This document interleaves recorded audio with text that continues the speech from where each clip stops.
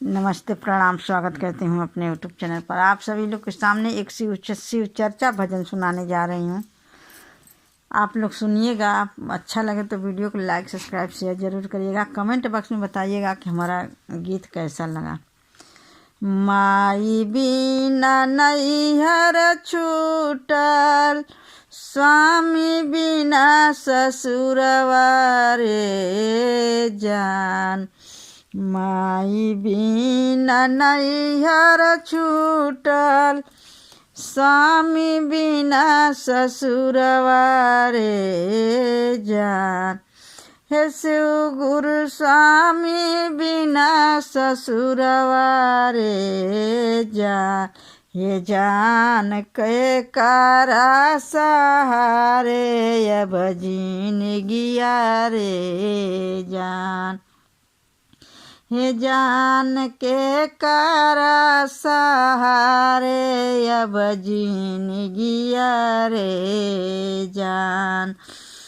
दुखवा के मारल हम गइली नैहरवा रे जान। दुखवा के मारल हम गइली नैहरवा रे जान। हे शिव गुरु गइली नैहरवा रे जान। हे जान हानि लिहली भौजी के वड़िया रे जान। हे जान हानि लिहली भौजी के वड़िया रे जान। माई घर भरल सब महल अटरिया रे जान। माई घर भरल सब महल अटरिया रे जान। नैहर में भरल सब महल अटरिया रे जान। हे शिव गुरु महल अटरिया रे जान। हे जान माई बिना झोपड़ी मोहलिया रे जान। हे जान माई बिना झोपड़ी मोहलिया रे जान। भाई भाऊजाई शिव गुरु मुख न बोले रे जान। भाई भाऊजाई शिव गुरु मुख न बोले रे जान। हे जान पापा बैठी रोवेला दुआर मारे जान। हे जान पापा बैठी रोवेला दुआर रे जान। नैहर में गइली शिव गुरु कमनो सुख न पवली रे जान। नैहर में गइली शिव गुरु कमनो सुख न पवली रे जान। हे शिव गुरु कमनो सुख न पवली रे जान। हे जान माई बिना नई हरयान हरवा रे जान। हे जान माई बिना नई हरयान हरवा रे जान। ससुरा